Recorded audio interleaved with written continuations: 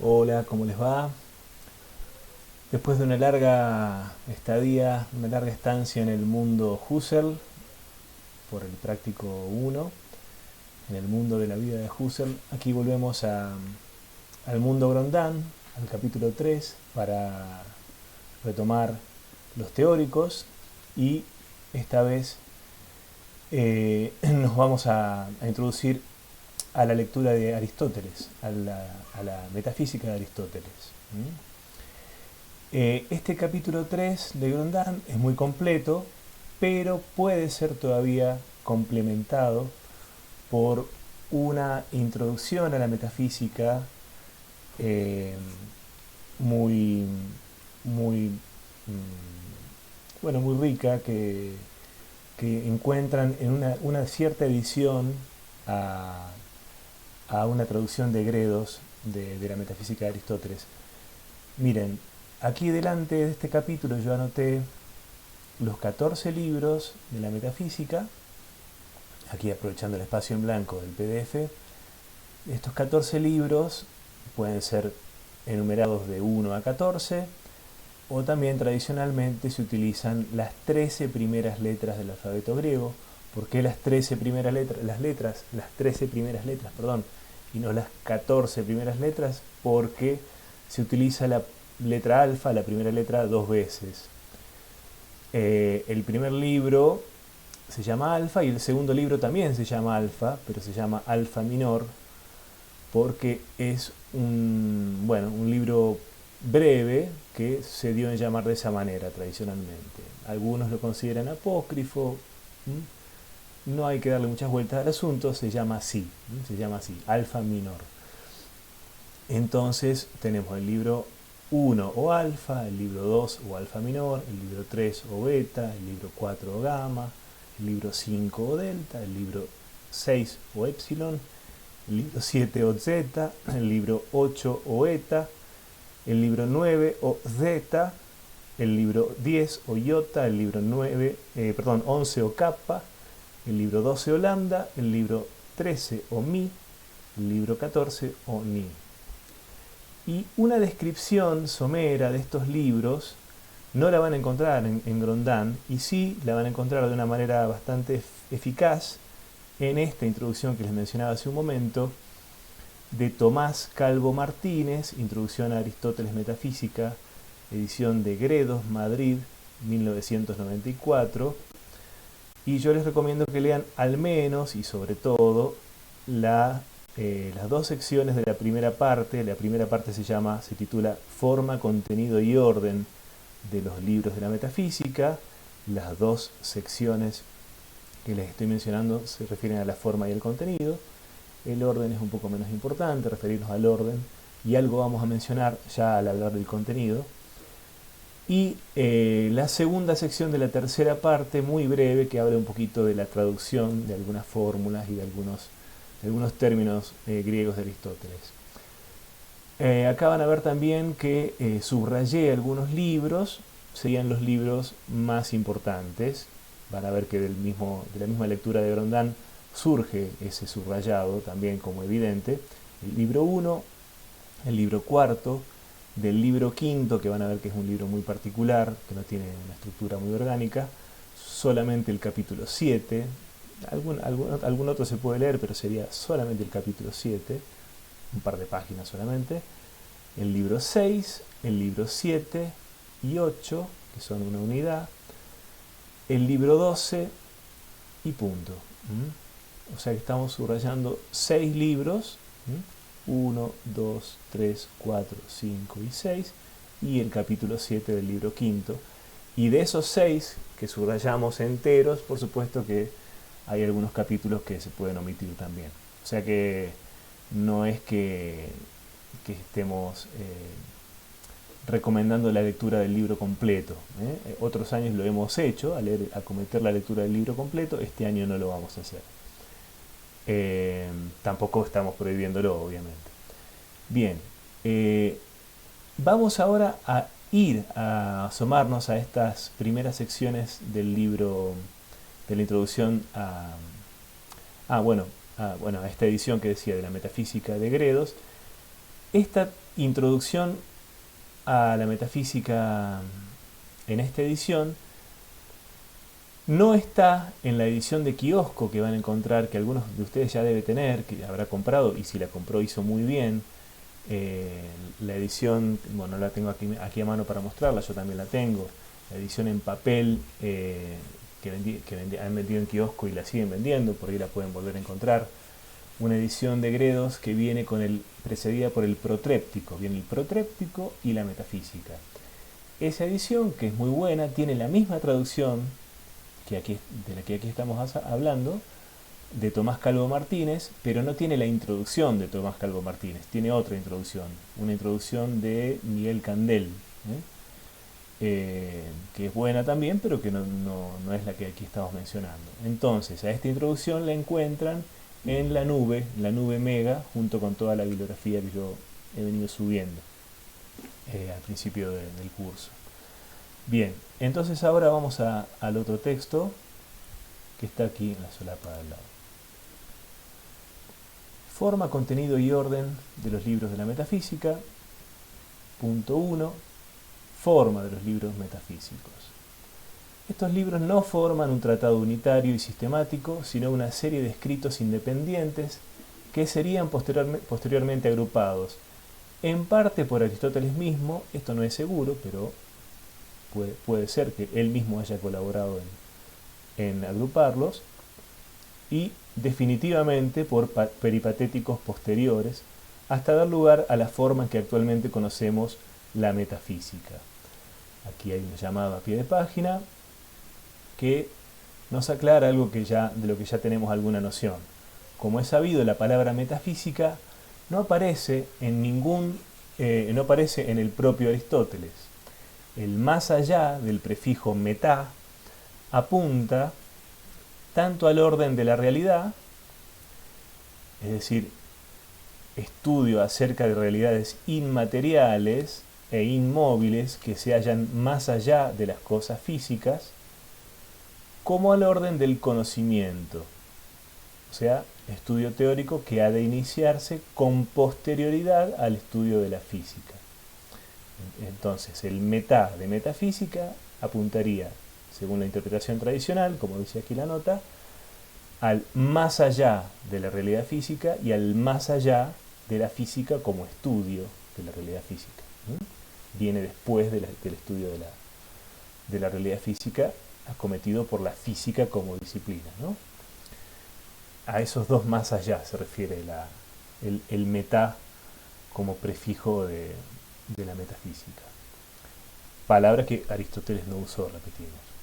Bueno, y la metafísica como obra de Aristóteles fue publicada por el peripatético Andrónico de Rodas en el siglo I a.C., a quien se debe la ordenación y la edición de todo el corpus Aristotelicum, tal como se lo conoció tradicionalmente. Bueno, continuemos.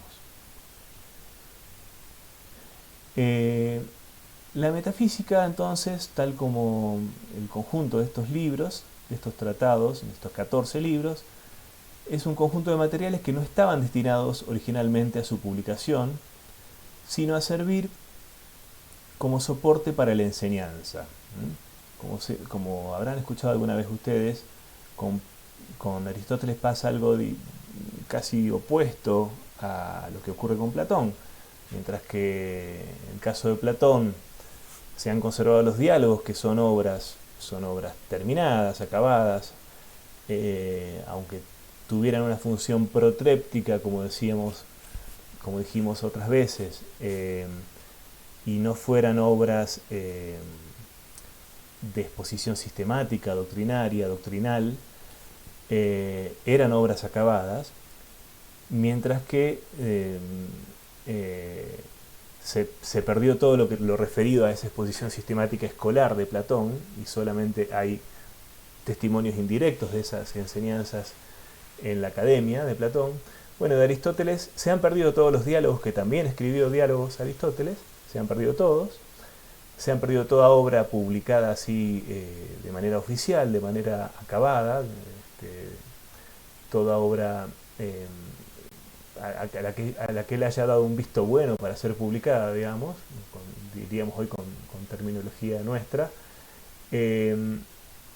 pero se han conservado los apuntes de clase, todo eso que de Platón no se conservó, apuntes de clase. Por lo general, continúa aquí Tomás Calvo Martínez, por lo general y con algunas excepciones que posteriormente se señalarán, cada libro presenta el contenido específico de un curso o de un ciclo de lecciones. Cada uno de ellos constituye entonces un logos o un métodos. Expone, es decir, un núcleo temático bien definido. Muy posiblemente la lectura de estos textos serviría de base para las lecciones de Aristóteles sobre los temas filosóficos correspondientes. Es decir, cuando habla de logos y de métodos se está refiriendo a tratado. Cada uno de estos libros sería un tratado para una lección puntual sobre un tema correspondiente. Esta peculiar naturaleza de los libros, que en su conjunto componen la metafísica, plantea al lector y a la crítica no pocos problemas. Por lo pronto, y a pesar de su afinidad temática, un libro o un conjunto de libros, de los que actualmente componen la metafísica, podía constituir un curso con su propio planteamiento y con su propio punto de partida, que no tiene por qué conectar con lo expuesto en el libro que le precede en la ordenación actual. Un problema de ubicación y de orden. Además, y en segundo lugar, queda abierta la posibilidad de que la redacción de unos libros y otros no corresponda a una misma época de la vida y de la docencia de Aristóteles. El problema de la datación y de la cronología. En tercer lugar, y puesto que se trata de materiales utilizados reiteradamente para la docencia en sucesivas ocasiones, resulta perfectamente razonable, suponer que el propio Aristóteles introduciría retoques en los mismos al volver sobre ellos, añadiendo o quitando pasajes e incluso alterando el orden de su tratamiento. Imposible saber esos retoques exactamente a qué época pertenecen.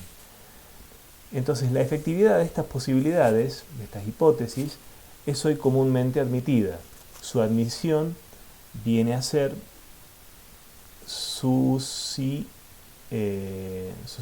viene a suscitar sin duda multitud de problemas ulteriores sobre la cronología de los distintos libros, sobre su composición interna, sobre la relación entre distintas partes de un libro y de cada libro con los demás, etc. Pero al mismo tiempo nos proporciona una perspectiva más amplia, más flexible y mucho más estimulante para el estudio de estos escritos aristotélicos. Es decir, todo lo que tiene de incierto, lo que esta serie de problemas nos plantea, bueno, también nos abre el juego a cuestiones menos cerradas, menos herméticas sobre lo que es el universo de Aristóteles. Hay mucho por explorar todavía. No está todo tan cerrado como quisiera cierta tradición oscurantista o estática.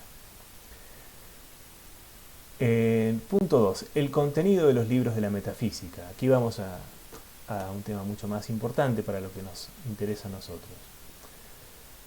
Supuesta entonces esta forma de composición que acabamos de describir, cualquier estudio crítico y sistemático de la metafísica de Aristóteles habrá de comenzar inevitablemente por el análisis del contenido y de la estructura de cada uno de los 14 libros que la componen. Y empecemos entonces muy brevemente por asomarnos a cada uno de estos libros. El libro 1, o alfa mayor, mayúsculas, posee, o alfa a secas, posee un carácter claramente introductorio. En él se comienza ofreciendo una caracterización preliminar de la sabiduría, o sofía en griego, como conocimiento a. de lo universal, b. de las causas y los principios primeros, y c. de la divinidad. Esto en los capítulos 1 y 2.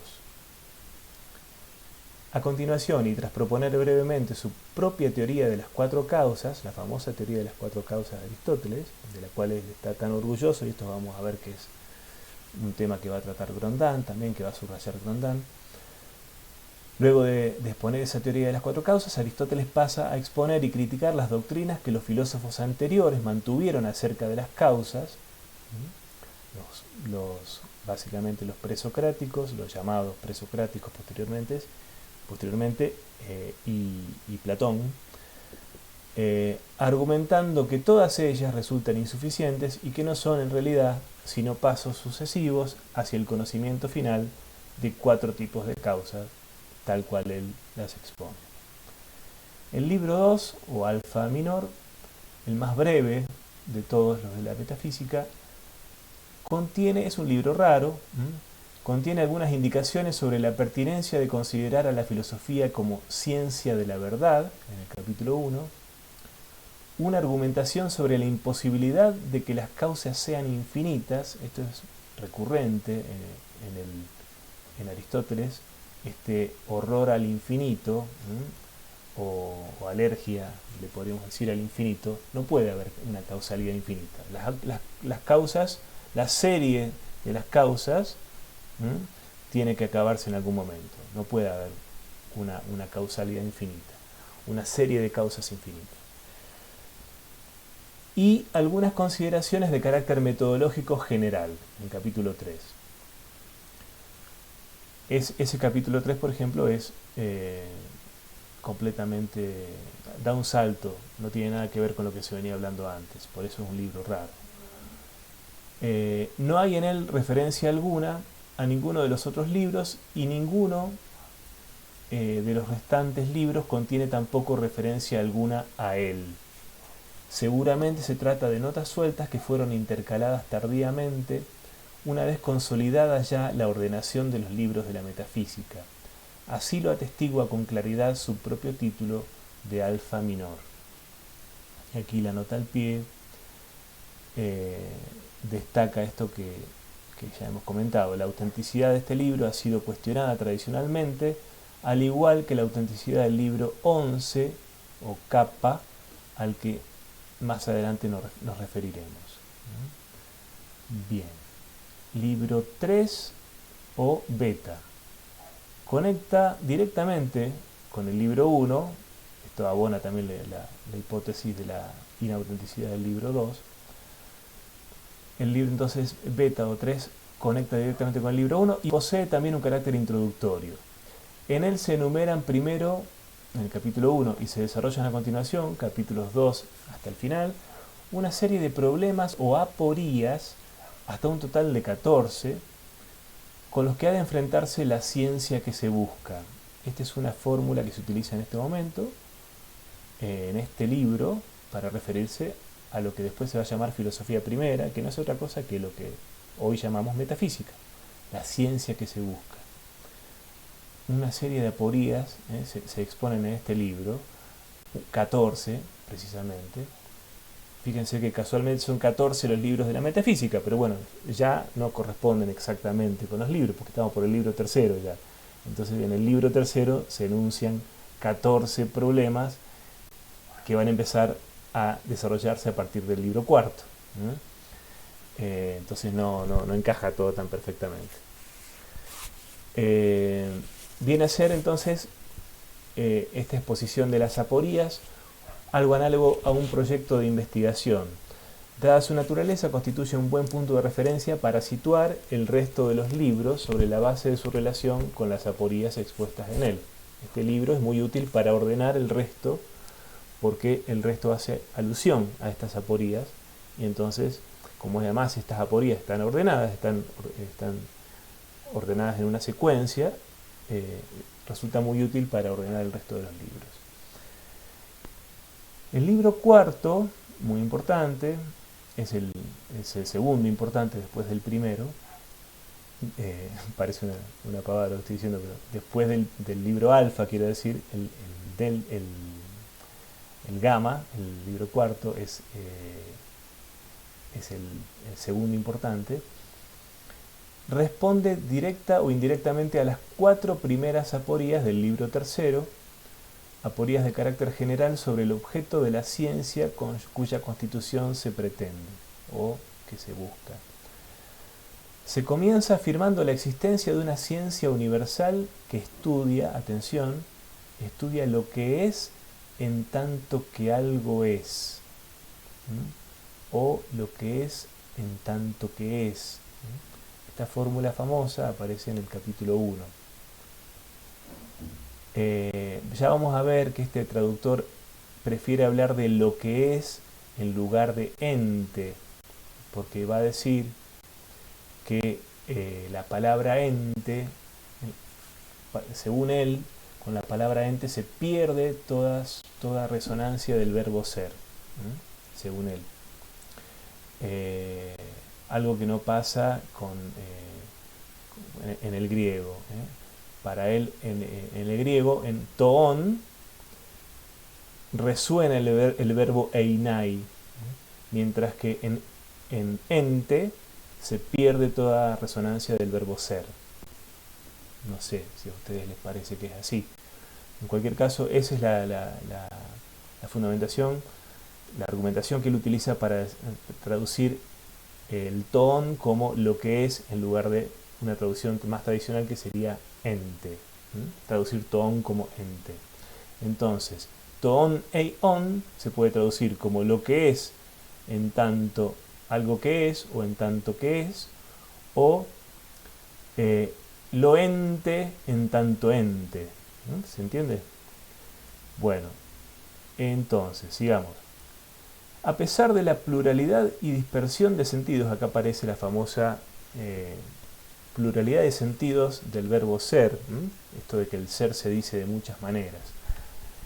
Dice entonces en el capítulo 2, a pesar de la pluralidad y dispersión de sentidos que comportan el verbo ser y la expresión lo que es, toon o ente, tal ciencia es posible en la medida en que todos esos sentidos se refieren a uno primero y fundamental que los unifica, la entidad, que es la forma en que este traductor, Tomás Calvo Martínez, traduce usía, y la forma que no es otra cosa que sustancia, la famosa sustancia aristotélica, lo que tradicionalmente se conoce como la sustancia aristotélica y que remite al griego usía. Este autor prefiere traducirlo como entidad.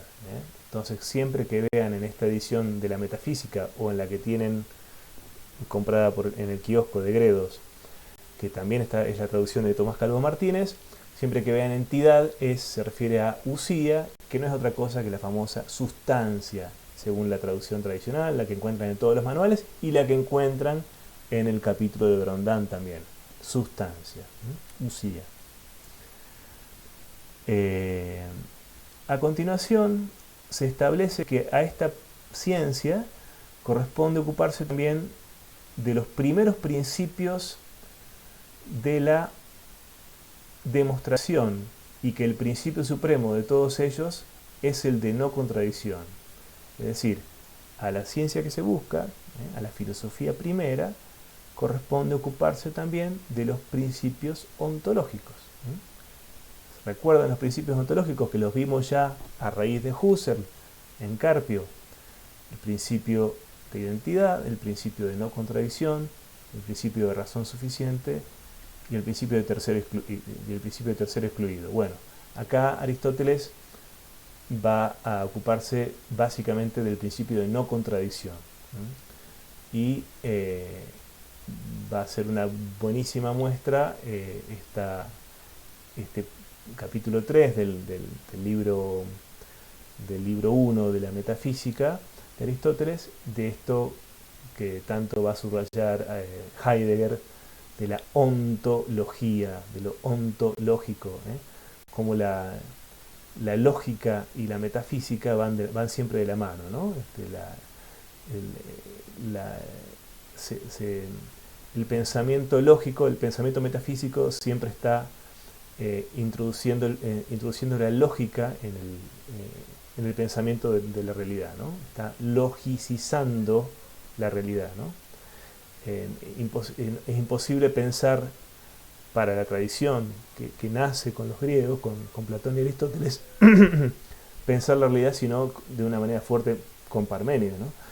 De una manera fuertemente lógica, con Parménides. Ahí nace esta tradición ontológica. También le va a llamar Heidegger ontoteológica.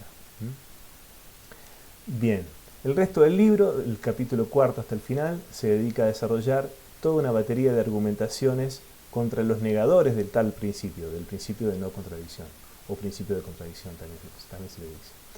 Bueno, fíjense cómo aquí cambia las características de los libros.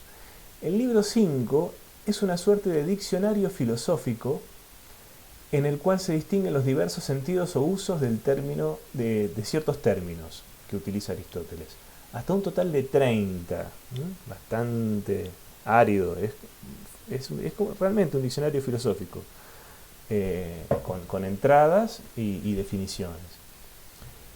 Muchos de los términos analizados son de gran importancia dentro del léxico aristotélico, pero especialmente relevante es el capítulo séptimo, dedicado a distinguir los múltiples sentidos de ser, einai, y lo que es, o ente, toón. Se trata de un libro totalmente autónomo, que no hace referencia a ningún otro libro de la serie de los metafísicos. En cambio, los libros sexto, séptimo, noveno y 10 y décimo se remiten a él expresamente. Fíjense como todas estas son pistas que sirven para ordenar a los libros. Han servido para ordenar a los libros. Este libro no se refiere a ninguno, pero hay otros que se refieren a él. Entonces, eso ayuda a ponerlos detrás de él. El libro sexto, o Epsilon, en su primer capítulo conecta con el libro cuarto. Fíjense, otra pista que yo ya conozco y que les menciono hablando del orden, porque no vamos a leer el apartado sobre el orden. El libro sexto conecta con el cuarto, por lo que dice en el primer capítulo, pero a su vez también da cuenta de lo dicho en el séptimo capítulo del libro quinto. Entonces, lógicamente, va después del quinto, inmediatamente después del quinto. Por eso es el sexto. El libro sexto, en su primer capítulo, conecta con el libro cuarto, con la problemática desarrollada en este acerca de la ciencia universal de lo que es, en tanto que algo que es. El capítulo segundo se inicia con la enumeración de los distintos sentidos de ser ya expuestos en el capítulo séptimo del libro quinto, como acabo de decir, y el resto se dedica a dos de estos usos o sentidos expuestos en este capítulo séptimo del libro quinto: el ser por accidente o accidentalmente, y el ser en el sentido de ser verdadero. Capítulo cuarto. Los libros séptimo y octavo, zeta y eta, constituyen una unidad formal, forman un amplio método dedicado al estudio de la entidad sensible o la sustancia sensible, que seguramente les suena más familiar. El capítulo primero del libro séptimo se remite también a la exposición de los múltiples sentidos de ser, ofrecida en el libro quinto, para centrarse en las categorías, las famosas categorías aristotélicas, en la pluralidad de sentidos de ser que comporta la pluralidad categorial, mostrando la primacía de la entidad, o usía, en griego usía. Esta tesis de la primacía de la entidad, o sustancia, como sentido primero y fundamental de ser, es la misma que se establece en el capítulo segundo del libro cuarto, si bien no se hace referencia explícita alguna a este libro, ni tampoco a la problemática de la ciencia de lo que es, en tanto que algo que es. No se utiliza aquí esa fórmula.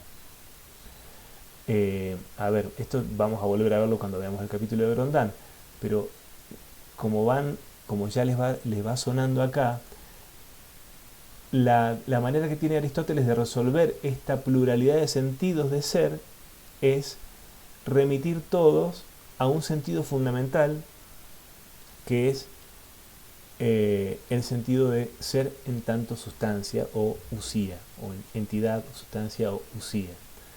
Y decir, sí, el ser se dice de muchas maneras, pero todas esas maneras remiten en última instancia al ser como usía, como entidad, como sustancia. Y así resuelve esa ambigüedad, esa pluralidad, esa polisemia de la palabra ser, del término ser. Einai y Toon. Por otra parte, es importante señalar que el capítulo 2 del libro séptimo, en el capítulo 2 del libro séptimo, Aristóteles señala que su objetivo final, al cual se ordena el estudio de la entidad sensible que va a emprender, es, atención, el de determinar si existen entidades carentes de materia, o sea, inmateriales, más allá de las sensibles. Es decir, en pleno estudio de las entidades o sustancias sensibles, se pregunta o plantea el objetivo de ver si pueden existir entidades carentes de materia, es decir, no sensibles. Bueno, pero antes de llegar a eso, en el libro 9 se ocupa de otros de los sentidos planteados en el capítulo 7 del libro quinto. Se ocupa de los sentidos de ser como ser en potencia y ser en acto o actualmente.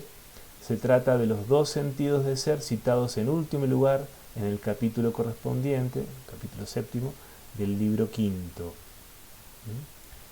El libro 9 se inicia con una referencia explícita a los dos libros anteriores, es decir, a los que trataban las sustancias sensibles, el séptimo y el octavo, con los cuales conecta directamente, por los cuales se lo puede ordenar perfectamente como 9. El modo de esta referencia indica inequívocamente que estos tres libros, 7, 8 y 9, constituían para Aristóteles un bloque unitario. El libro 10 constituye un métodos o tratado unitario y autónomo dedicado al estudio de la unidad y nociones afines, identidad, semejanza, igualdad, así como a los estudios, así como a los distintos tipos de oposición. En el libro cuarto había establecido Aristóteles que el estudio de estas nociones corresponde a la ciencia universal de lo que es en tanto algo que es, o sea, también serían objeto de la metafísica, dicho en términos que no utilizaba Aristóteles. El libro 10 no hace referencia explícita a ello, al libro cuarto, sí que hace referencia al libro 3 a una de las aporías expuestas en él, y también hace referencia al libro séptimo. Por otra parte, ninguno de los libros de la serie de los metafísicos hace referencia alguna al libro 10. Por lo tanto, no es un libro tan fácil de ordenar, este libro 10. Bueno, fíjense lo que pasa con el libro 11, que es otro de los sospechados de ser apócrifo. Es un libro extraño que carece de unidad interna. En su presentación actual no puede considerarse un métodos. Fíjense. En sus 8 primeros capítulos encontramos una exposición abreviada de los contenidos correspondientes a los libros 3, 4 y 6. Más que un resumen de estos, parece ofrecer un desarrollo paralelo de la temática correspondiente. No es un resumen, es un desarrollo paralelo, similar. La última parte del libro, los capítulos 9 a 12, contiene un extracto de pasajes de la física copiados de un modo prácticamente literal. Es decir, una rareza total. Deja de hablar de lo que venía siendo un desarrollo paralelo de temas tratados ya en ciertos libros de la metafísica y pasa a copiar casi textualmente pasajes de la física. Bueno, el libro 12, otro de los libros muy importantes, el famoso libro teológico de la metafísica, constituye por su parte un tratado autónomo acerca de la sustancia, de la entidad o sustancia en general y acerca de la entidad suprema, inmaterial, inmóvil, Dios, el motor inmóvil, el primer motor inmóvil, Dios. Es el gran tratado teológico de Aristóteles. No hay en él ninguna referencia a ningún otro libro de los que componen la metafísica. No conecta, pues, con la serie desde el punto de vista formal. Por último, tratados abordados de una manera conjunta, los libros 13 y 14, Mi y Ni, plantean múltiples problemas en cuanto a su composición y cronología, dice Tomás Calvo Martínez. Con todo, presentan una indiscutible unidad temática. En ellos se exponen, analizan y critican distintas teorías acerca de las ideas y los números desarrolladas en el ámbito de la academia platónica, del propio Platón, de Genócrates y de Espeusipo. Esta discusión se enmarca en el problema fundamental de si existe o no algún tipo de entidades inmateriales, aparte de las sensibles, cuestión que, como ya hemos señalado, constituye el objetivo último programado y perseguido por Aristóteles a partir del comienzo del libro séptimo. Bien.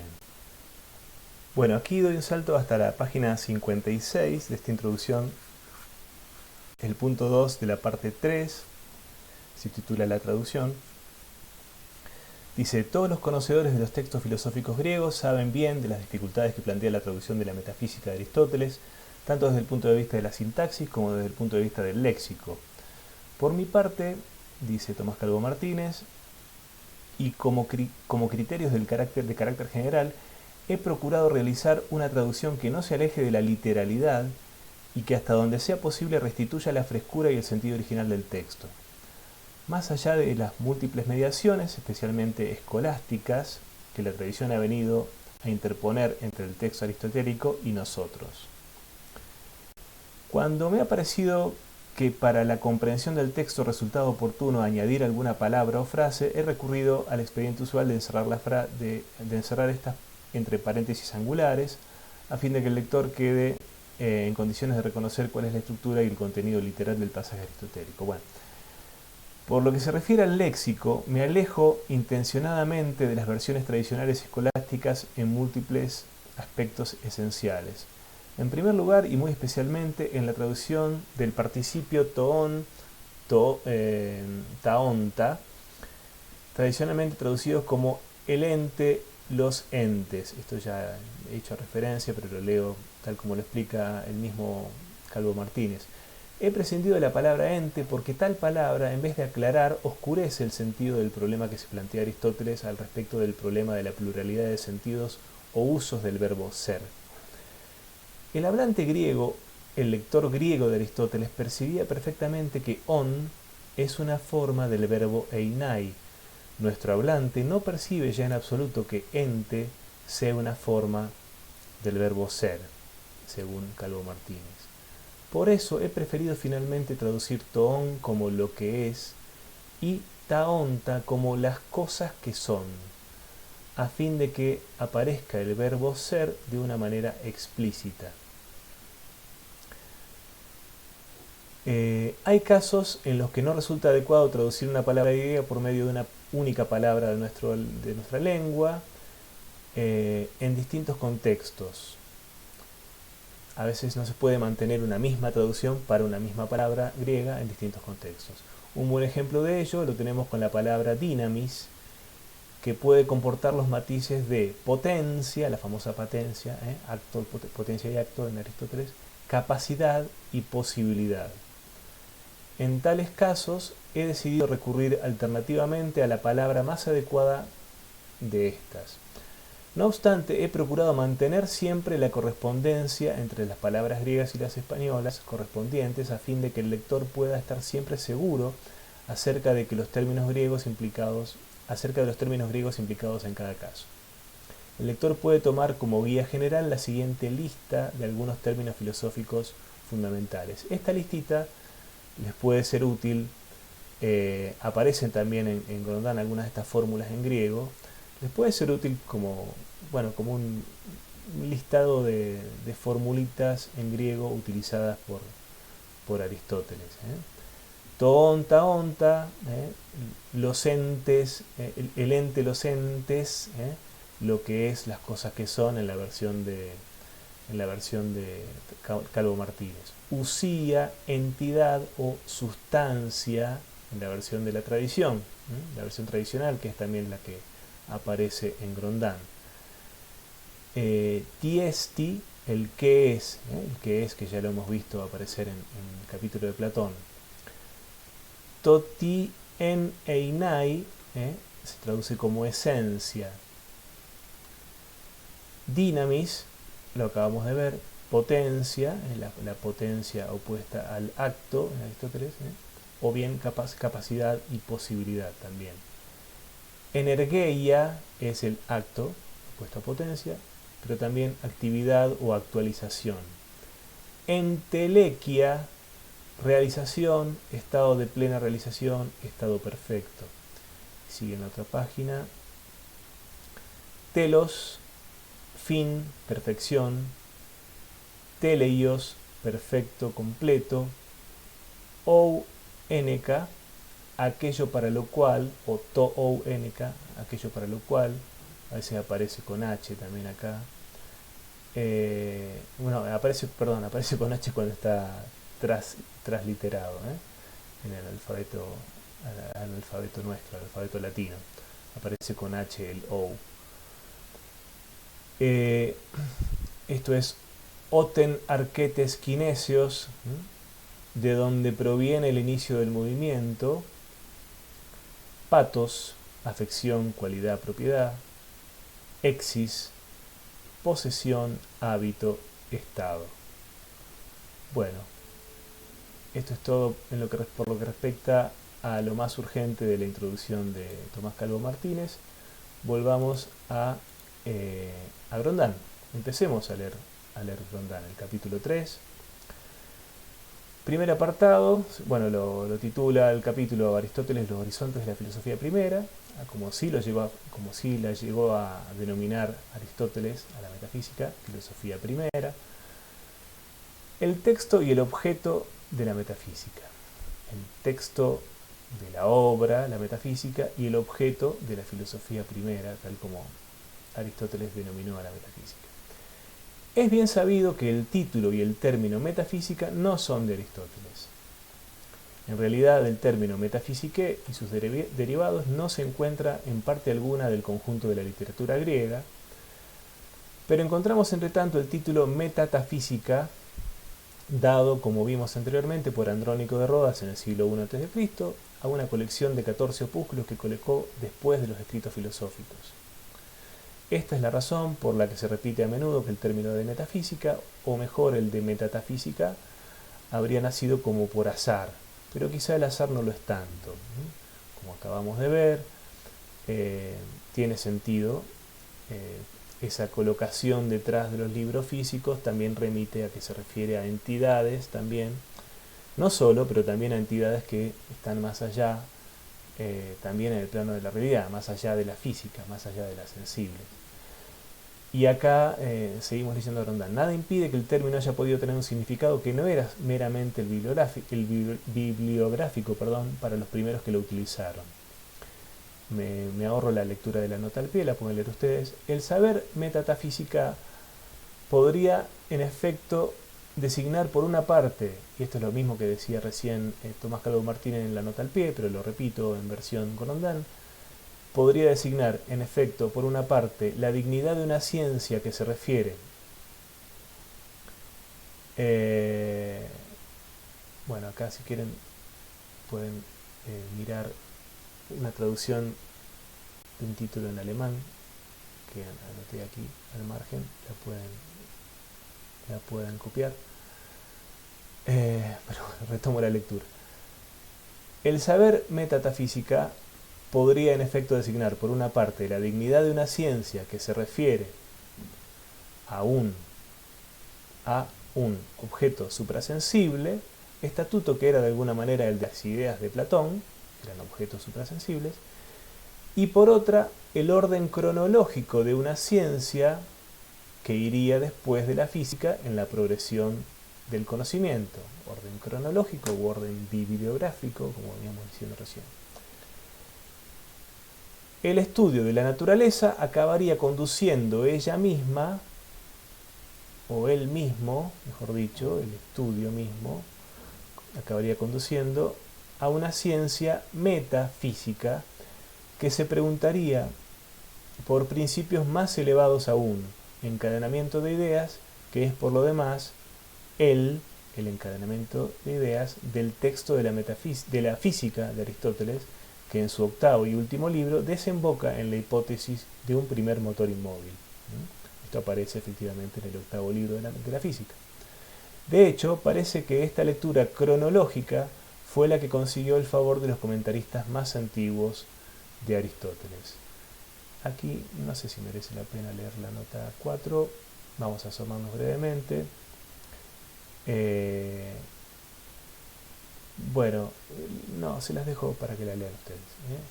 Abordando esta cita de los antiguos, estaban convencidos de esta lectura tradicional, que tenía pleno sentido para ellos, de por qué la metafísica estaba después de la física, ubicada después de la física, porque se ocupaba de lo que venía ubicado también como realidades después, más allá de las realidades físicas. Bien, pero la cuestión del objeto de la metafísica de Aristóteles, acá hay una errata o un problema de traducción, mejor dicho, no carece enteramente de sentido, aunque el mismo Aristóteles no haya planteado el problema directamente. Hay ciertamente en Aristóteles una ciencia que parecía más fundamental y más universal que las demás, a la que él llama generalmente protefilosofía, es decir, filosofía primera. A esta ciencia la posteridad ha sobreañadido el nombre de metafísica. De ella se trata ciertamente en los escritos llamados de metafísica, como título de la obra, pero la filosofía primera recibe en ellos, en esos escritos, hay que corregir ahí la A por la O, diversas caracterizaciones que se presentan como más o menos compatibles. Es decir, hay diversas caracterizaciones de esa filosofía primera que no siempre son fáciles de compatibilizar entre sí. Y esas caracterizaciones o cuatro grandes acepciones de la ciencia o filosofía primera que aparecen en la obra metafísica de Aristóteles serían cuatro, según Grondin. En primer lugar, una ontología general o universal, que aparece sobre todo en el libro cuarto. El libro cuarto o gama de la metafísica habla de una ciencia que remitiría al ser en cuanto ser, o más exactamente a lo que es en tanto algo que es, o a lo ente en tanto que ente, y contemplaría a lo ente en toda, o al ser en toda su universalidad. La metafísica toma aquí la forma de una ontología universal. En segundo lugar, bueno, por otro lado, esto no es un orden de aparición ni un orden cronológico, simplemente es una enumeración posible, podría estar enumerado en otro orden. En el libro 1, fíjense, podría aparecer primero el libro 1 y no el libro cuarto. El libro 1 o alfa defiende por su parte la idea de una ciencia de las primeras causas y de los primeros principios, algo que por tanto podemos llamar una aitiología o una teoría de las causas. Y remite a la palabra griega aitia, causa, aitiología. También podríamos hablar de la palabra griega arqué, pero ahí si hablamos de arqueología ya nos suena a otra cosa, entonces más vale hablar solamente de aitiología. Por otro lado, tenemos una teología también, porque el libro sexto y el 12 nos hablan de una entidad suprema o divina. Fíjense lo que dice Grondin. El libro sexto o épsilon, cuya parte esencial se repite en el libro 11 o capa, de autenticidad sin embargo dudosa, como veníamos diciendo, identifica la ciencia primera con una...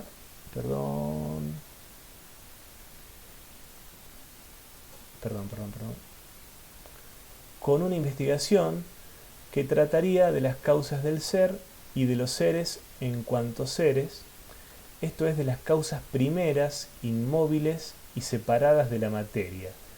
Ciencia que desarrollará y profundizará el libro 12 o lambda, y se habla aquí de una teología. Es decir, venimos enumerando hasta ahora. Ontología general o universal, haitiología o teoría de las causas y ahora teología. Y en cuarto lugar tenemos una usiología, los libros séptimo y octavo, que aquí se lo morfa, se lo pasa por alto Grondán. Por último dice el libro séptimo, Z, y agregamos nosotros el octavo, que forma una unidad con el séptimo, eta, desarrollan la idea de una ciencia general de la sustancia que se interesa también por las sustancias del mundo sensible, o usiología, que viene de la palabra griega usía, sustancia, entidad, tal como la traduce Tomás Calvo Martínez. También sabemos por el capítulo de Platón que también se traduce como ser, como esencia, etc. He aquí todo lo que puede ser la filosofía primera o la ciencia primera o la metafísica, según se denominó después, para Aristóteles. Una haitiología, una teoría de las primeras causas de los principios, una ontología universal, introducida como ciencia del ser en cuanto a ser, pero que debe tratar también de los grandes principios del pensamiento, o de los principios ontológicos. Eso también cae dentro de la ontología universal, los principios ontológicos. Una usiología o una teoría universal del ser en sentido pleno. Ya sabemos que la sustancia o la usía tiene la primacía entre todos los sentidos del ser, por lo tanto es el sentido más pleno de ser para Aristóteles. Y una ontología, todo eso puede, o una teología, todo eso puede ser la filosofía primera.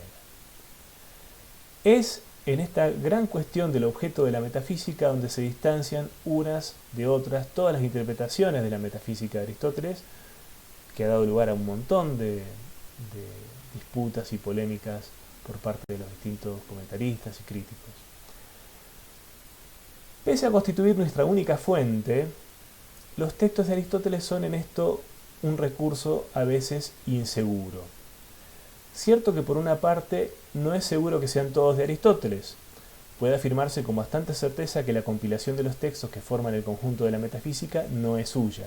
Bueno, ya sabemos que, si bien Tomás Calvo Martínez afirma que en parte es suya, está clarísimo que el conjunto de la compilación tal como nos la lega la tradición, no es de Aristóteles, es de los peripatéticos. Por otra parte, es más improbable aún que sean todos de la misma época, también lo sabemos, o que formen parte de un mismo tipo de investigación. Es en efecto tentador explicar las contradicciones de los textos de Aristóteles proponiendo una explicación genética de los mismos, es decir, por el origen y la evolución de Aristóteles en las distintas etapas de su vida. Así, Werner Jaeger quiso ver en los escritos más teologizantes de Aristóteles obras de su primer período que habría sido más platonizante, mientras que los textos sobre la noción de sustancia serían más tardíos.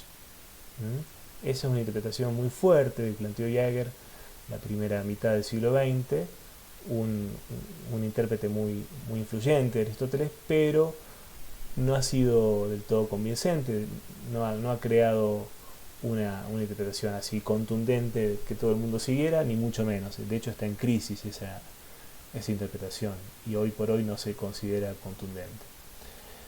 En cualquier caso, lo importante para nuestros objetivos, dice Grondán, no es tanto ofrecer una interpretación de una coherencia aplastante de la metafísica de Aristóteles, como saber apreciar los problemas que en ella se plantean por vez primera y agrega, a mi parecer, sin demasiada necesidad, y que siguen siendo los problemas de la metafísica occidental. Bueno, hasta cierto punto siguen siendo problemas de la metafísica occidental.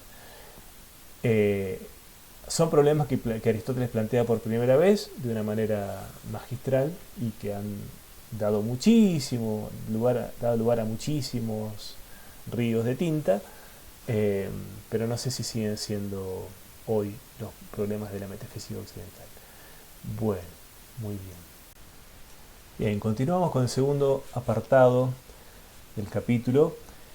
Se titula Una ciencia de los primeros principios y es el primero de los apartados en donde se aborda el primer libro de la metafísica. Son dos en total, el siguiente también va a tratar sobre el libro 1 de la metafísica, el libro alfa. Empieza diciendo Grondin: conviene partir del libro alfa de la metafísica porque en él se propone una descripción muy general del saber o sofía filosófico con un carácter últimamente introductorio o didáctico. Esto explicará por qué Andrónico lo colocó al comienzo del libro. Debía tratarse seguramente de un libro protréptico. Recuerden lo que se decía en la página 59 y 60 sobre el carácter protréptico. Vamos a verlo si quieren. Luego volvemos.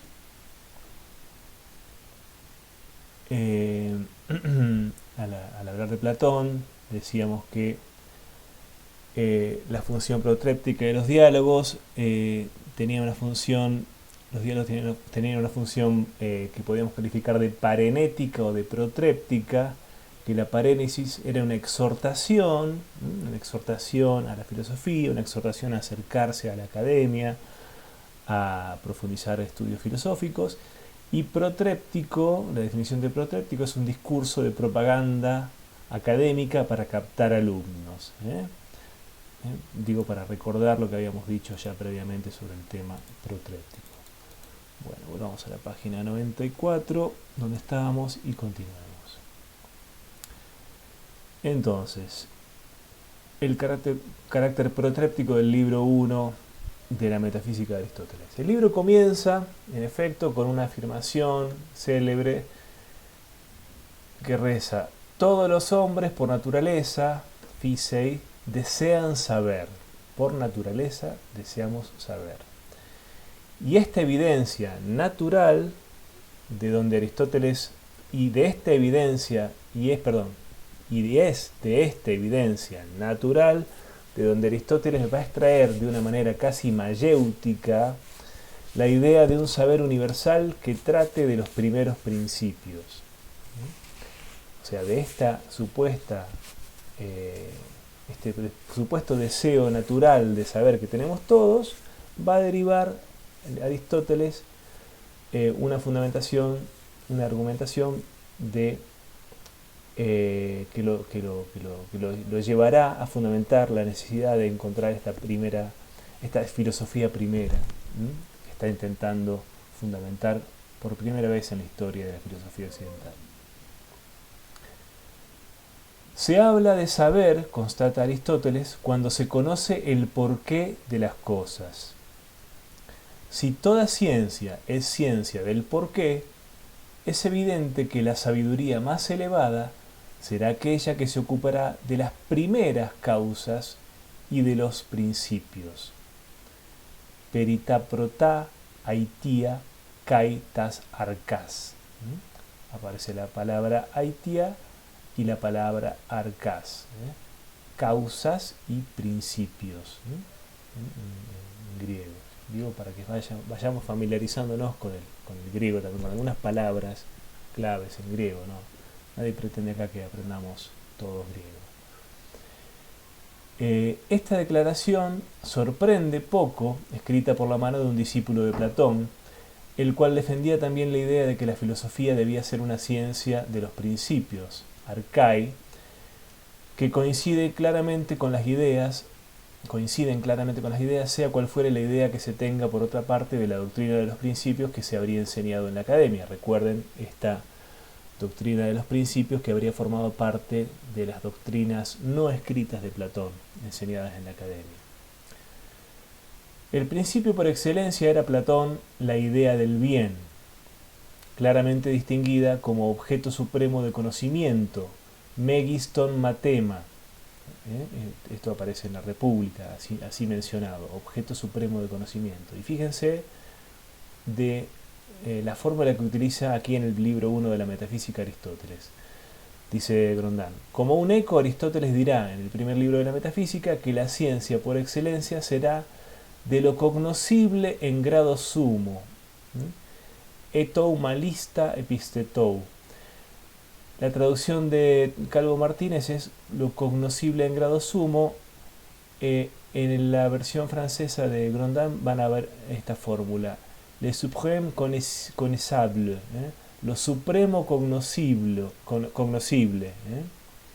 lo supremo cognoscible, lo supremamente cognoscible. Como verán, no es tan diferente, porque no está hablando de lo supremo en el sentido ontológico, sino de lo supremo cognoscible. Lo cognoscible en grado sumo, más o menos, estamos hablando de lo mismo. Elijan la fórmula que les resulte más cómoda.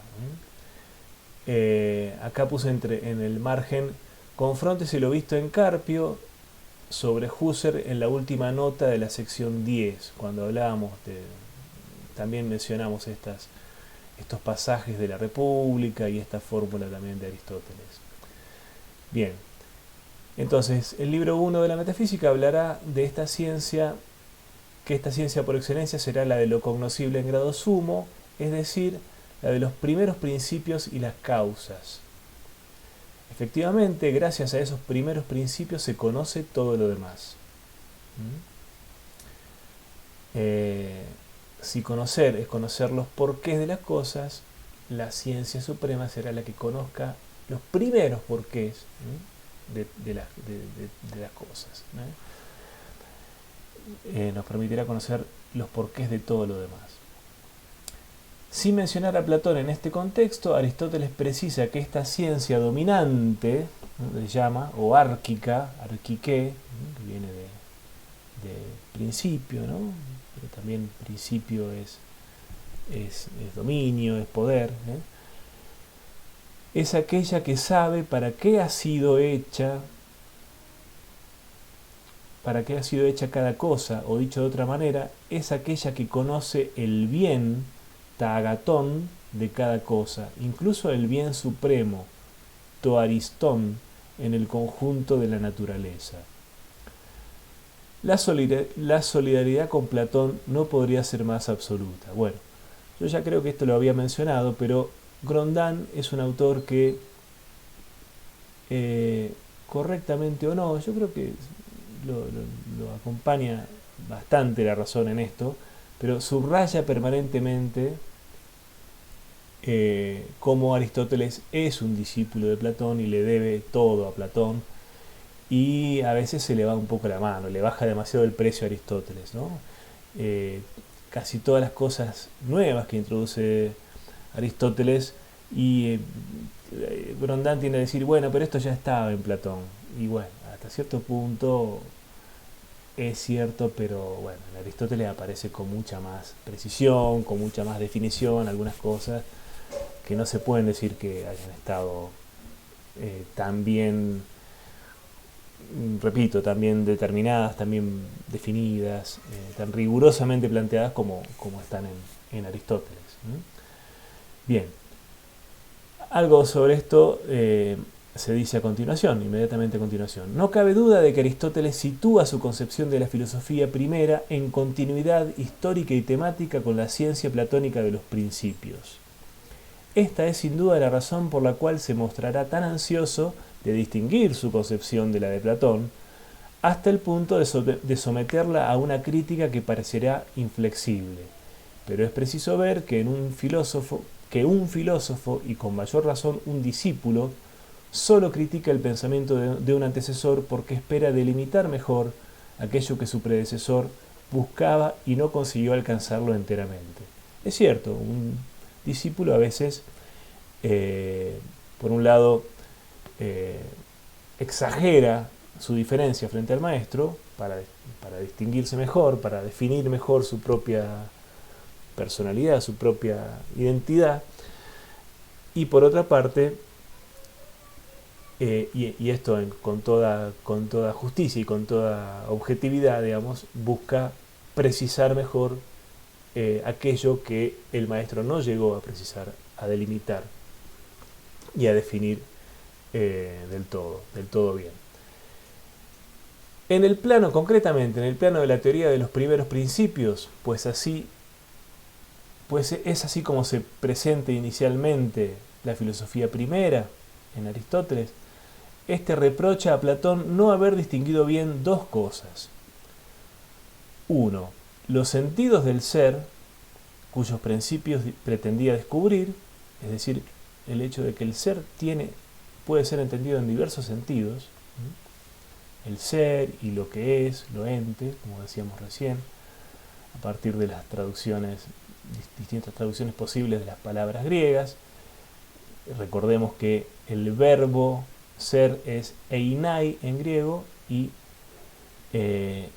la fórmula ton se traduce como lo que es o como ente. Y dos, las acepciones mismas de la noción de causa. Es decir, la causa también se entiende de distintas formas. Distinción que no obstante parecía esencial al tratarse de las primeras causas. Y acá desarrolla un poco esta idea Grondin.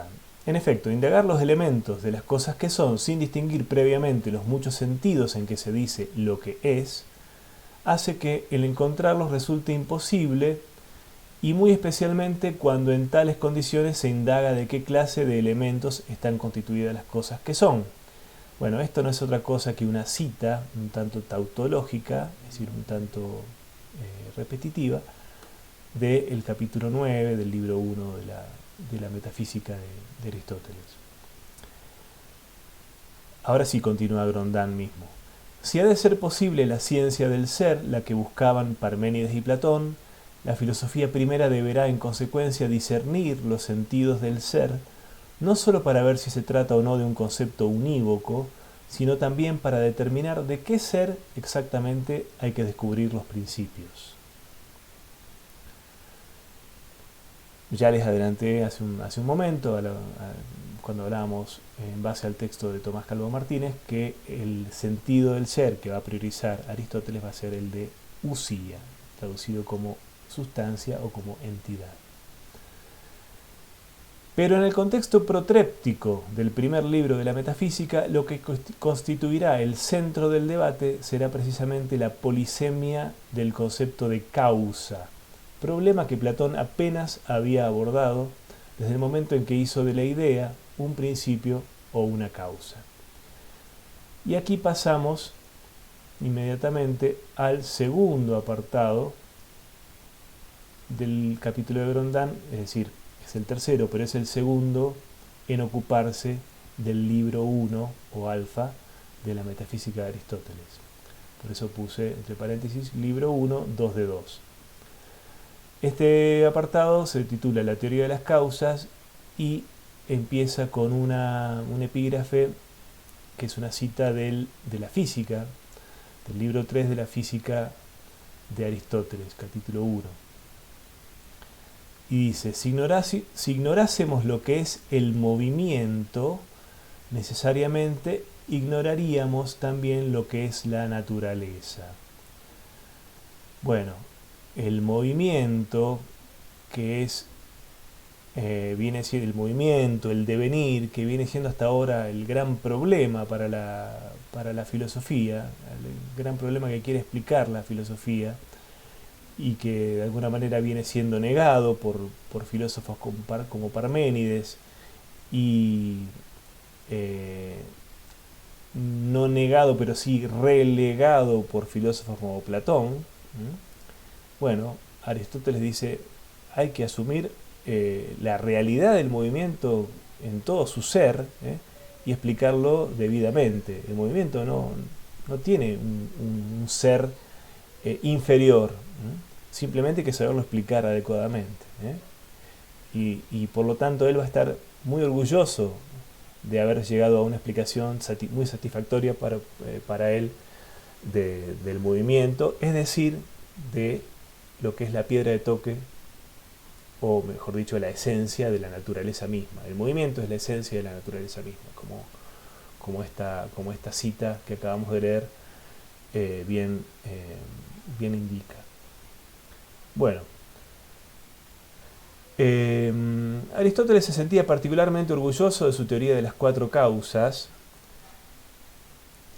que él mismo ha presentado a menudo como su contribución más importante a la elaboración de una filosofía primera. Y es que precisamente esta teoría de las 4 causas, más allá de lo que contribuya, de lo que signifique como contribución a la metafísica, es su gran aporte a la explicación del movimiento, justamente, su gran aporte a la física sobre todo, y también, a partir de ahí, a la metafísica. Y aquí es lo que continúa diciendo el propio Grondin. Y es que esa teoría le permitía no solo ofrecer un análisis conceptual riguroso de la noción de causa, sino también confrontarse con sus grandes predecesores y sobre todo con Platón. Al pasar revista a las concepciones de sus antecesores sobre la cuestión, Aristóteles tenía el vivo sentimiento de bosquejar un cuadro exhaustivo de todas las concepciones posibles, y con ello venía a recomendar su propia síntesis como la más satisfactoria, por supuesto. La distinción de las cuatro causas se orienta sobre todo a explicar la naturaleza y a justificar la existencia de una ciencia que ha tenido en Aristóteles a uno de sus más ardientes promotores, a saber, la física.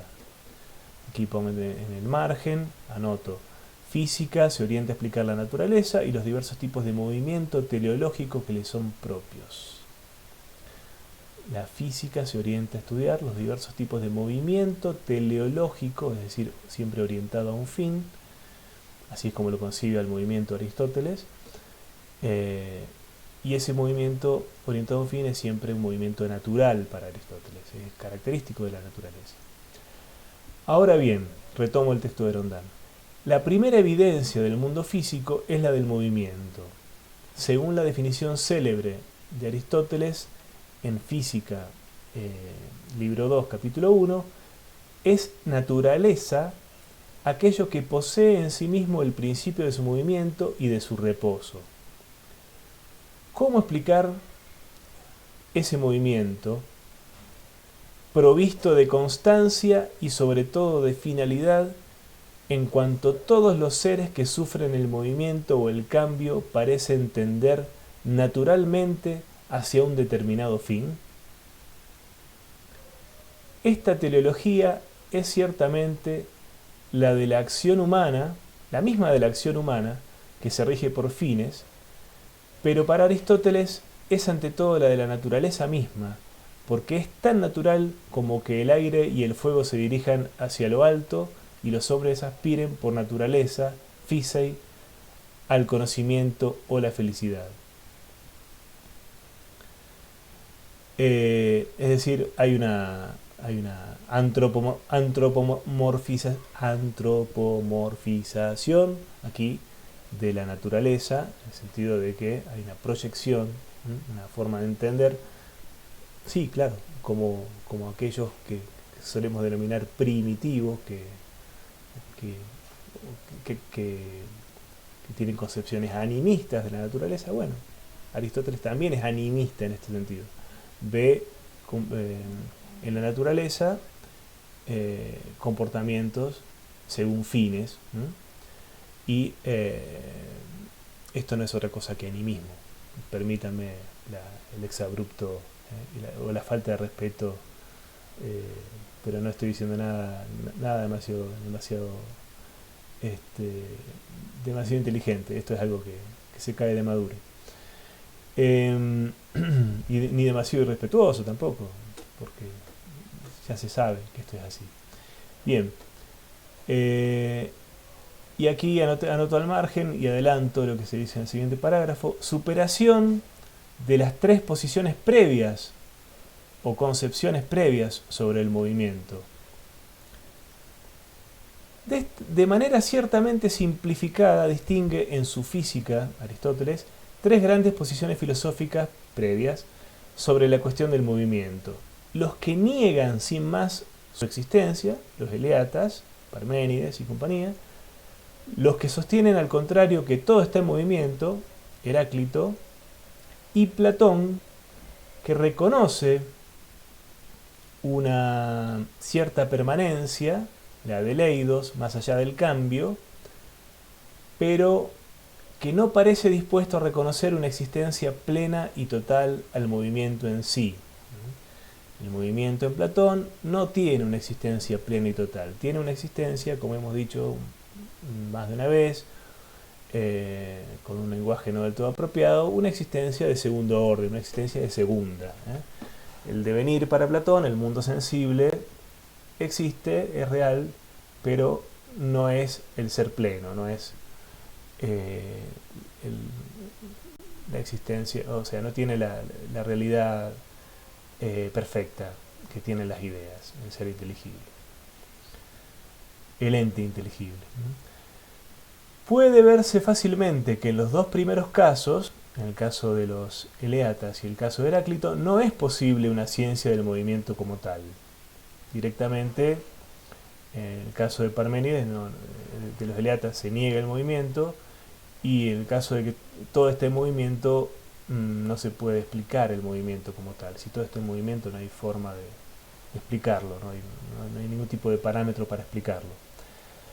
Platón es, pues, el autor de quien más cerca está Aristóteles, pero el discípulo juzgará con severidad la teoría de los principios de su maestro, debido a que esta teoría no da cuenta, en última instancia, del cambio en sí mismo. Las ideas de Platón, argumenta Aristóteles, no son causas ni de su movimiento, el movimiento de las cosas, ni de cambio alguno suyo. Esta es una cita del libro 1, capítulo 9. No son causas de su movimiento, del movimiento de las cosas, ni de cambio alguno suyo. Claro, no explica cómo se relacionan las ideas con las cosas, ¿no? Esta teoría de la participación, etc. Más de una vez se queja Aristóteles de que no es satisfactoria, no es eficaz para explicar, como sí es eficaz su teoría de la causalidad, su teoría de las cuatro causas, para explicar cómo se relacionan las ideas con las cosas. Entonces se queja Aristóteles de esto. Bueno, acá salta Grondán a defender a Platón, no le toquen a Platón. De hecho, Platón habría quizá podido estar de acuerdo con Aristóteles sobre esta cuestión en concreto, porque no es el movimiento lo que él intentaba explicar, sino las ocurrencias de permanencia y constancia que se manifiestan a través del cambio mismo. En la perspectiva de Platón, el movimiento o el cambio no requiere de una verdadera explicación. Es innegable, pero a los ojos de la ciencia, que mira hacia lo ideal y permanente, representa más bien un factor de dispersión que se aleja de lo esencial, esto es, de la esencia misma o del eidos. A los ojos de Aristóteles, en cambio, esta perspectiva se revela tan fatal para la física como podía serlo el inmovilismo de Aristóteles. Lo que hay que explicar, según él, según Aristóteles, es precisamente la physis, solo que la naturaleza es tan compleja que únicamente es posible hacerlo distinguiendo varios sentidos de la noción de causa. Y a continuación aparece la exposición de la teoría de las cuatro causas, mejor dicho, de las cuatro causas concretamente. Lo que tradicionalmente conocemos como la causa material, viene expuesta en el libro 1, en primer lugar, como viene expuesta en primer lugar en el libro 1 y se denomina ile, y vamos a verlo, y a veces se denomina también hipokeimenon, sujeto o estrato, el sujeto como lo puesto debajo, o sustrato también puesto debajo. Vamos a ver lo que dice Grondán.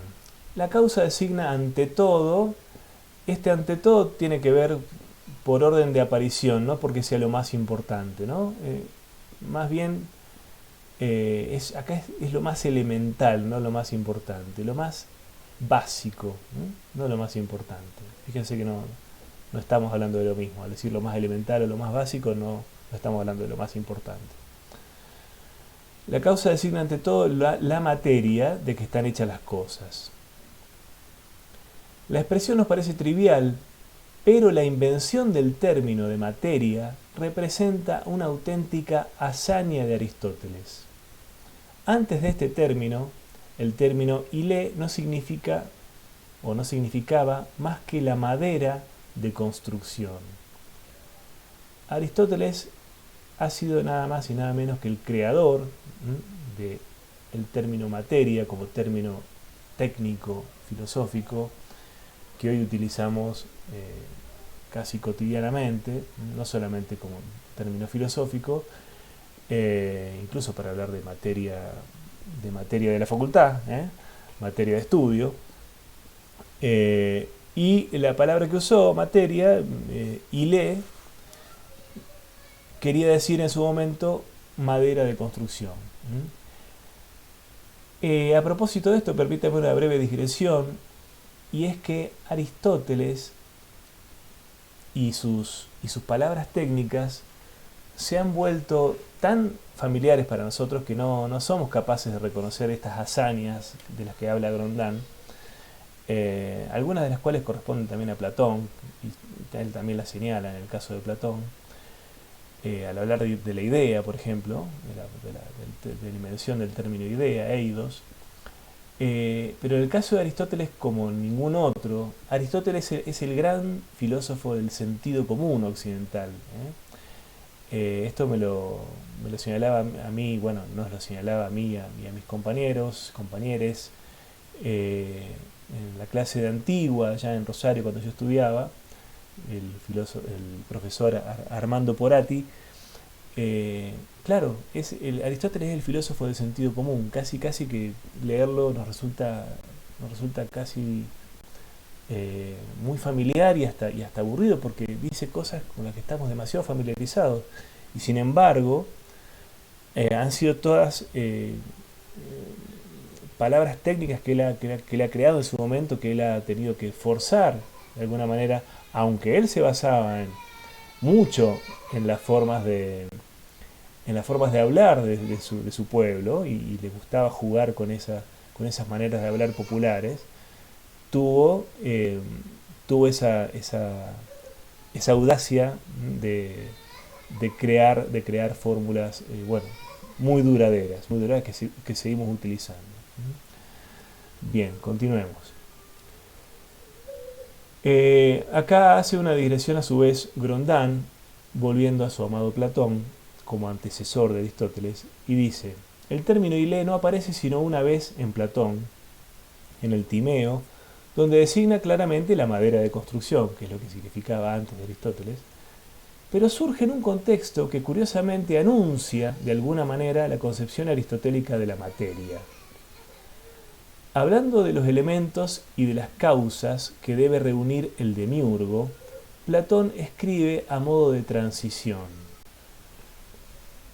ahora que, al igual que los carpinteros, la madera y le tenemos ante nosotros los tipos de causa que se han decantado y a partir de los cuales es necesario entretejer el discurso, etcétera, etcétera, etcétera. Platón compara aquí los elementos que se encuentran ante el demiurgo, pero que son también los de su propio discurso, con la madera que se usa en la construcción y que está a disposición de los carpinteros. Pero si el contexto del Timeo es más que revelador, es sobre todo porque Platón trata aquí en definitiva también de la cora.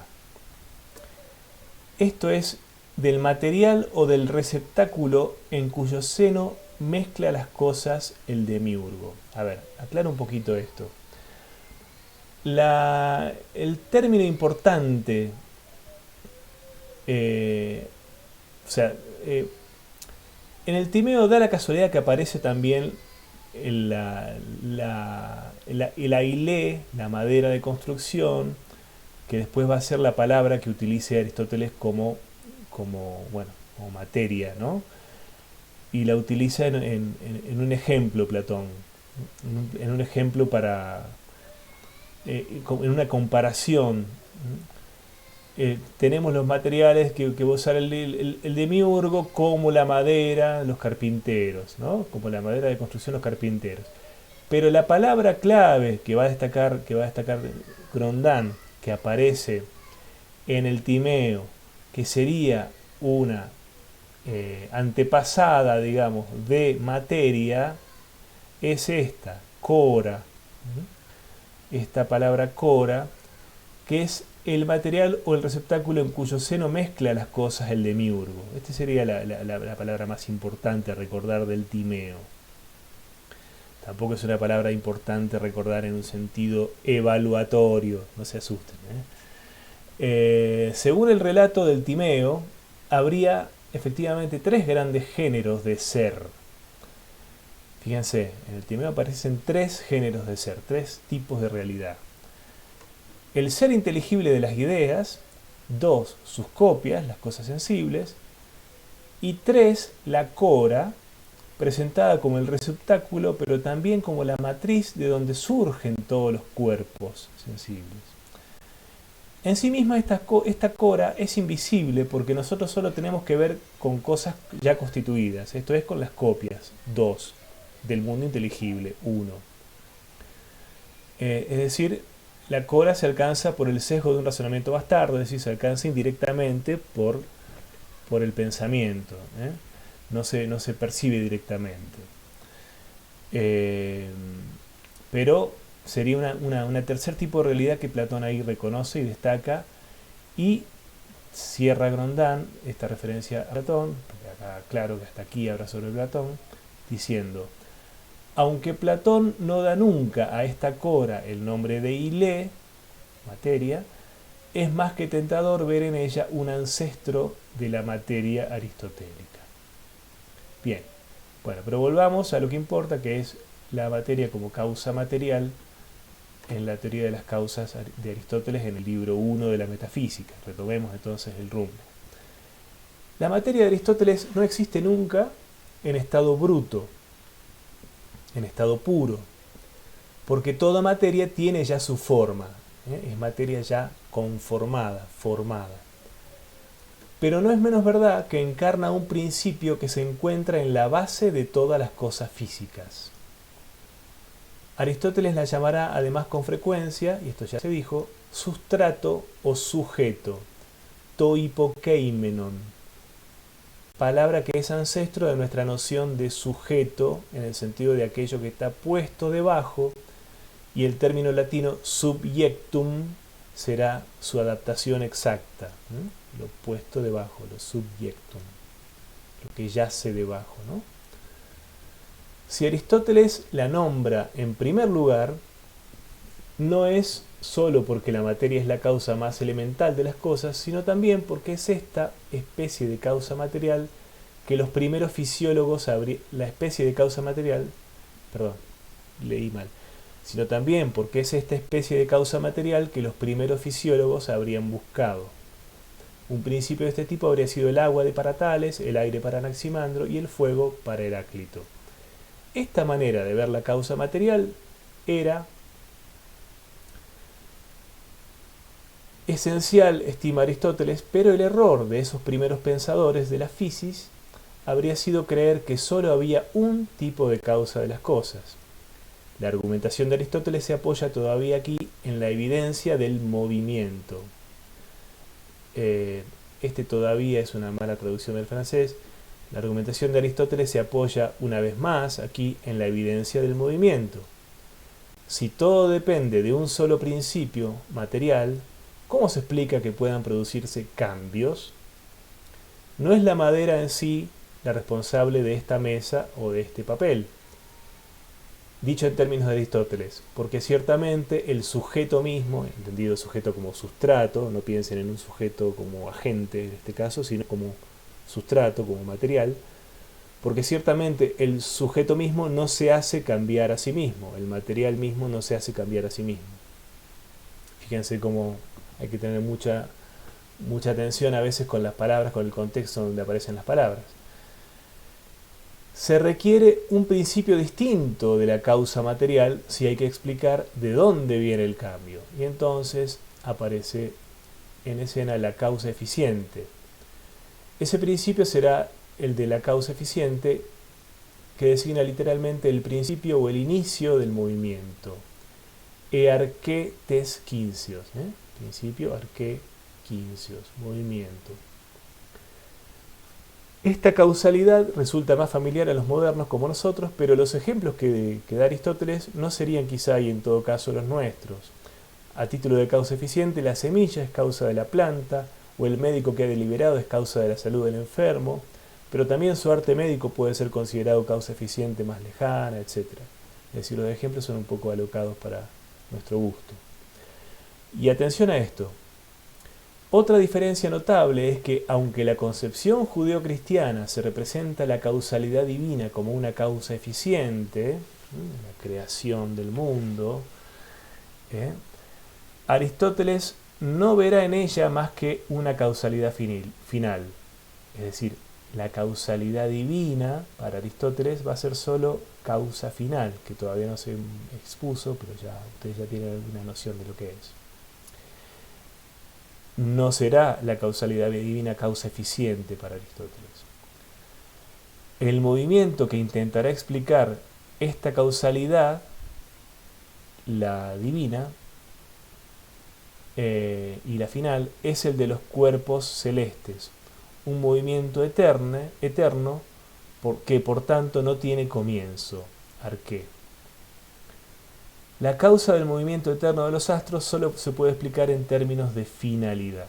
Es decir, esto no se dice acá de manera tan clara, pero se los digo de manera sintética, y ya lo hemos comentado en algún momento también, la causalidad divina, la divinidad para Aristóteles, solamente se entiende como perfección, como bien, igual que en Platón, hacia lo que todo tiende, es decir, actúa como perfección que atrae a todo lo demás, no como perfección que crea, produciendo como causa eficiente, sino como perfección que atrae, y que ni siquiera atrae de manera activa, está como de espaldas al resto del mundo, y todo lo demás se dirige hacia ella, que es el gran telos, el gran objetivo, la gran meta, la gran perfección hacia lo que todo tiende. Entonces es causa final, no causa eficiente la divinidad.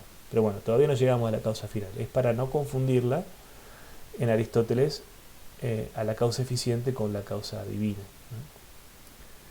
y por lo tanto con la causa final. Bien, en el medio tenemos la causa formal. La tercera causa, la formal, es la más conocida en el seno del platonismo. No es otra cosa que la forma, no es otra cosa que la idea, que el eidos. Porque Aristóteles la llama muy a menudo eidos, pero también usía totien einai, que se traduce como esencia, morfé. Esta fórmula también la van a encontrar en este listado de fórmulas aristotélicas que les señalaba recién en el texto de Tomás Calvo Martínez. Morfé, forma también. O sea, forma en realidad aparece en general cuando leen el texto castellano, el texto español de metafísica, eidos, leen forma. Si van al texto griego, en una versión bilingüe o trilingüe, van a encontrar eidos o morfé en general. Aquello que está traducido como forma corresponde a eidos o a morfé. Según Aristóteles, los partidarios de las ideas, es decir, los platónicos, de hecho, fueron los primeros en tomarla en cuenta, a la causa formal, ¿no? Es importante percibir bien esta solidaridad entre las formas, la causa formal y las ideas, que las traducciones convierten a veces en irreconocible cuando hacen de Platón el pensador de la idea o de las formas inteligibles, y de Aristóteles el pensador de la forma y de la sustancia, o usía, ¿no? En ambos casos se trata siempre del mismo término, eidos. Verdad es que Aristóteles piensa la idea de un modo diferente al de Platón, y lo veremos cuando tratemos de su teoría de la sustancia, pero concuerda con su maestro al ver en ella un tipo esencial de causalidad. El error de Platón habría consistido, no obstante, en no considerar más que dos tipos de causa, la materia y el eidos, es decir, la causa material y la causa formal, omitiendo cuáles son las otras dos, la causa eficiente y la que viene más abajo ahora, que todavía nos pusimos, la causa final. Según Aristóteles, no es posible explicar por qué una materia de madera, por ejemplo, ha tomado la forma de una mesa si no se tiene en cuenta la causa eficiente. En este caso, del artesano o del arte de la carpintería, que ha dado esa forma a esa materia. Pero hay una cuarta manera de decir el porqué de las cosas, muy apreciada para Aristóteles. La causa es, en efecto, aquí estamos en la causa final ya, muy a menudo ese para qué, ou eneca, aquello para lo cual, como atestigua el uso de la lengua que a Aristóteles le agrada mucho seguir. Cita de Aristóteles, también siempre del libro 1, ¿no? En los últimos capítulos. Concretamente aquí estamos en el capítulo 9, me parece también. Fijo en la nota del pie 12. Ah, no, esta es una cita, perdón, esta es una cita de la física, del libro 2 de la física. Fíjense. Libro 2 de la física dice sobre la causa final. De hecho, la exposición de la teoría de las cuatro causas que aparece en la física es más completa todavía que la que aparece en el libro 1 de la metafísica. Recuerden eso, porque si quieren profundizar o si de repente les tiro una idea, si quisieran hacer un trabajo final sobre la teoría de las cuatro causas de Aristóteles, van a encontrar una exposición más completa de la misma en la física, libro 2. Y en otro sentido, causa es el fin, esto es, aquello para lo cual es algo. Por ejemplo, el pasear respecto de la salud. Pues, ¿para qué paseamos? A lo que respondemos, para estar sanos. Y al decir esto, creemos haber indicado la causa. ¿Qué causa? La causa final. Esta misma orientación teleológica de la acción humana la encuentra Aristóteles en el conjunto de la naturaleza. Una vez más, el antropomorfismo, ¿no? El animismo, podemos decir también. Las hojas están para proteger al fruto, y las plantas hunden sus raíces hacia abajo para nutrirse. Ese teleologismo es esencial a todo el pensamiento de Aristóteles, incluida su ética. Es en virtud de la misma teleología por lo que puede decirse tanto que los cuerpos se dirigen por naturaleza hacia abajo, como que los hombres aspiran hacia la felicidad. Según Aristóteles, el único que supo ver antes que él este tipo de causa, fíjense, fue Anaxágoras, uno de los primeros, presocráticos, preplatónicos, al hablar del espíritu, o nous, que gobierna el mundo. Pero este último no habría conseguido verdaderamente mostrar cómo pudo la razón ser la causa final de las cosas. Esto aparece también en las referencias de Aristóteles a Anaxágoras, aparecen en la física también y en el libro, sobre todo en el libro 12 de la metafísica. Y acá otra vez, pero acá quizá con más justicia que en otras oportunidades, la referencia a Platón.